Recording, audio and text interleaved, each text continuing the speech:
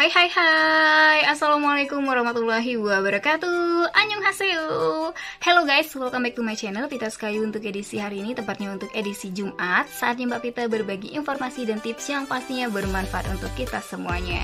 Buat kalian yang baru aja gabung di channel YouTube Pita Skayu, jangan lupa untuk klik tombol subscribe dan loncengnya agar dapat notifikasi video terbaru aku. Dan jangan lupa juga untuk partisipasinya di like, komen, dan share video kali ini ke seluruh media sosial yang kalian punya. Ada dua tips yang hari ini akan Mbak Pita kasih buat kalian semuanya, dan semoga tips ini bermanfaat. Seperti apa? Kita langsung aja ke videonya. Yang pertama adalah tentang meminum 8 gelas air putih per hari selama di bulan Ramadan. Jadi ada beberapa statement yang mengatakan bahwa kita harus mengkonsumsi yang namanya 8 gelas air putih dalam satu hari. Dan kalau kita pikir-pikir di selama bulan Ramadan ini hanya ada beberapa jam ya kita bisa mengkonsumsi yang namanya air putih itu sendiri. Nah, jadi bagaimana cara pembagiannya 8 gelas air putih ini dalam satu hari selama bulan Ramadan? Yang pertama adalah ini wajib banget ya. Jadi ketika orang bilang sahur atau kita misalnya mau nyiapin sahur, kalian langsung meminum terlebih dahulu 1 gelas air putih ya, itu penting banget. Kedua, yaitu di saat kita selepas sahur. Jadi sebelum imsak atau mungkin juga sebelum kita mendengarkan azan subuh, sebaiknya kalian juga mengkonsumsi yang namanya air putih 1 gelas. Jadi ini merupakan gelas yang kedua. Lalu gelas yang ketiga adalah saat berbuka puasa. Setelah kita mengucapkan niat atau misalnya sudah mendengar suara azan, beduk, kemudian kita mendengarkan suara kayak seruling, kemudian juga ada kayak tiupan peluit seperti itu. Itu kan biasanya di beberapa daerah masih ada tuh ya tradisinya seperti itu. Atau kalau mendengarkan suara azan, jangan lupa untuk memberikan niatnya ataupun mengucapkan niatnya terlebih dahulu. Allahumma lakasumtu wa bika amantu wa ala rizkika aftartu bi rahmatika arhamar rahimin. Lalu kalian mengkonsumsi 1 gelas air putih. Itu wajib banget. Setelah itu kalian bisa mengkonsumsi kurma dan cemilan-cemilan yang lainnya, atau mungkin langsung ke beratnya yang itu nasi, bisa kalian lakukan. Selanjutnya adalah 1 gelas, kemudian adalah dengan setelah kita berbuka puasa. Jadi kalau setelah buka puasa tadi udah setelah sholat maghrib ya. Jadi kalau sudah menunaikan ibadah sholat maghrib, kalian bisa mengkonsumsi kembali yang namanya segelas air putih. Mungkin kayak keluarga Mbak Pita itu setelah makan cemilan, setelah sholat maghrib nanti cemilan lagi, langsung ke sholat isya dan tarawih, itu tidak menggunakan ataupun tidak memakan makanan berat seperti nasi dan lain sebagainya. Itu kalian bisa minum setelah sholat maghrib tadi, teman-teman. Nah, setelah itu kita ke sholat isya ya, karena Mbak Pita disamain Mbak Pita aja. Setelah sholat isya, Mbak Pita akan mengkonsumsi kembali yang namanya 1 gelas air.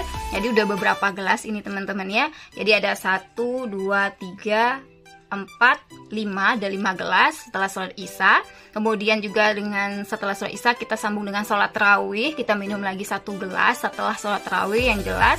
Dan yang terakhir, yang selanjutnya adalah setelah makan malam. Jadi setelah makan malam ini, kalaupun kalian memang udah biasanya minum 1 gelas, tetap harus diakhiri dengan 1 gelas lagi seperti itu. Jadi maka akan terjadi 8 seperti itu teman-teman. Dan yang terakhir adalah sebelum tidur malam. Jadi kewajiban ini sangat penting banget untuk yang namanya metabolisme tubuh kita agar tidak terjadinya dehidrasi. Ada 8 bagian tadi: bangun sahur, setelah bangun sahur, selepas sahur, saat buka puasa. Yang keempat adalah setelah sholat maghrib. Yang kelima adalah setelah sholat isya.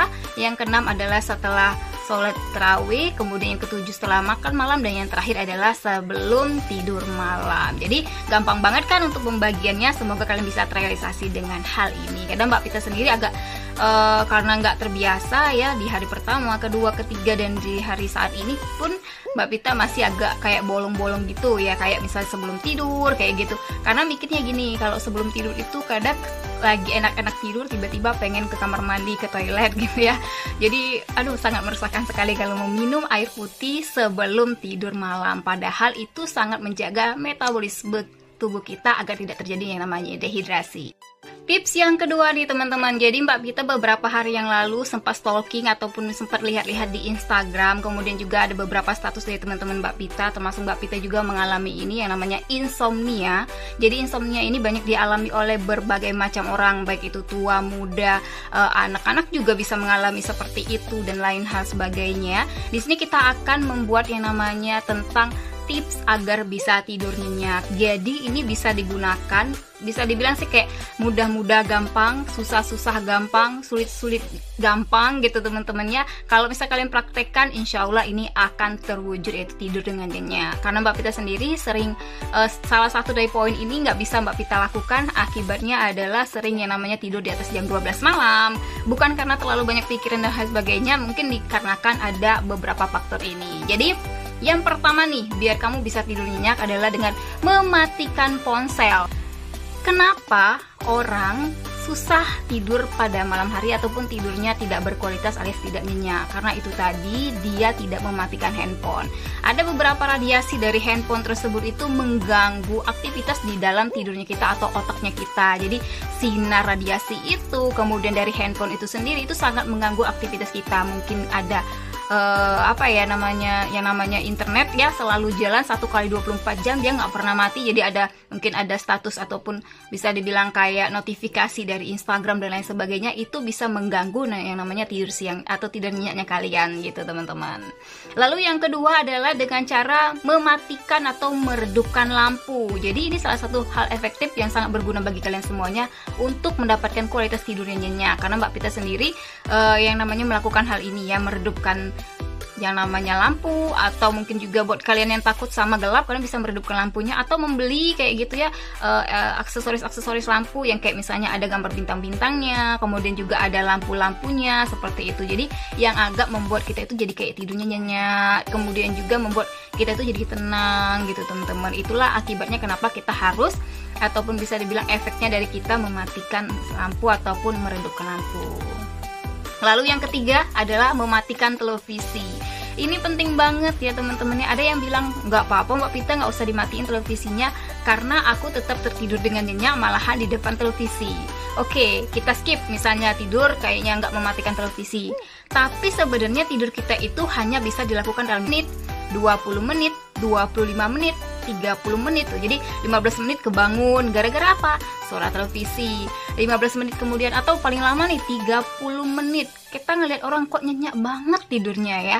Terus ketika kita tidur misalnya nih dihidupin televisinya, siapa tahu di menit ke-15 gitu ya, tiba-tiba ada orang di rumah kalian yang bangun atau tahu bahwa TV-nya masih hidup terus dimatiinnya. Nah kita kan langsung aja tidurnya, sampai bangun kok tiba-tiba TV-nya udah dimatiin gitu ya. Nah faktornya adalah bukan karena kita tidur di depan televisi atau televisinya hidup ketika kita tidur, adalah faktornya ketika kita dimatikan televisinya, maka dari stuck itu di waktu 15 menit kemudian itulah kita bisa tidur dengan nyenyak teman-teman. Jadi jangan lupa untuk mematikan televisi ketika kalian ingin tidur di malam hari. Lalu yang keempat adalah ini nih yang sering Mbak Pita langgar, no coffee, no tea. Jadi kalau coffee, teh itu mempunyai kandungan yang namanya kafein. Jadi kafein ini sangat membantu kita untuk tidak tidur ya teman-teman ya. Mungkin ada sebagian orang kayak Mbak Pita udah terbiasa meminum kafein seperti itu, malahan dia nggak masalah sih, tidur aja gitu ya. Tapi tidur kita itu nggak nyenyak dan tidak berkualitas karena otak kita itu terus berjalan dan berpikir teman-teman. Misalnya kita bermimpi apa, kebayang aktivitas apa di pagi hari. Jadi mungkin tidur, orang ngeliat kita tidur, kita mikirnya tidur, tapi pikiran kita itu tetap berada di mana-mana gitu. Jadi kepikiran terus sama kerjaan yang lain atau yang lain sebagainya. Karena itu tadi kandungan dari kafein yang terdapat dalam kopi maupun teh gitu. Selanjutnya adalah membersihkan diri dengan mandi di sore harinya. Jadi buatnya kalian itu menjaga kebersihan sangat penting banget ya, dengan cara mandi di sore hari, merilekskan tubuh kita, merefleksikan pikiran kita seperti itu. Jadi ini sangat penting banget yang namanya membersihkan diri dengan mandi di sore hari.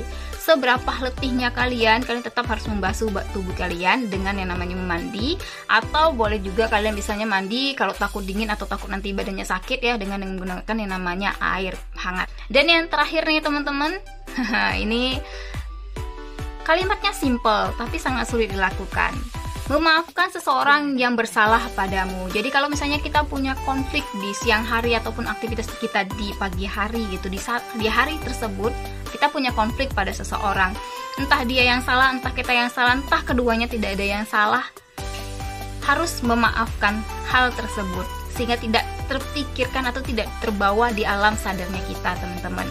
Karena dengan kita memaafkan seseorang itu, hati kita lapang, tidur kita pun menjadi nyenyak. Makanya ada orang yang kayak berpikir cuek aja dengan masalahnya mereka, ataupun belajar memaafkan orang lain itu bisa membuat hidup mereka jadi sehat, seperti itu. Jadi walaupun sulit, kenapa tidak kita untuk mencoba ya. Jadi itu dia 2 tips kita untuk edisi kali ini. Semoga bermanfaat, semoga kalian bisa tidur nyenyak, semoga juga kalian tidak dehidrasi di bulan Ramadan ini. Mohon maaf atas segala kesalahan. Sampai jumpa lagi nanti di edisi hari Minggu. Mbak Pita akan unboxing, first impression, review beberapa barang yang Mbak Pita beli atau yang Mbak Pita dapatkan. Untuk edisi hari Rabu, Mbak Pita tutorial makeup, kosmetik, dan kecantikan. Sampai jumpa lagi, jaga kesehatan dan tetap berpuasa. Wabillahi taufiq wal hidayah. Wassalamualaikum warahmatullahi wabarakatuh. See you next time and dadah, bye bye.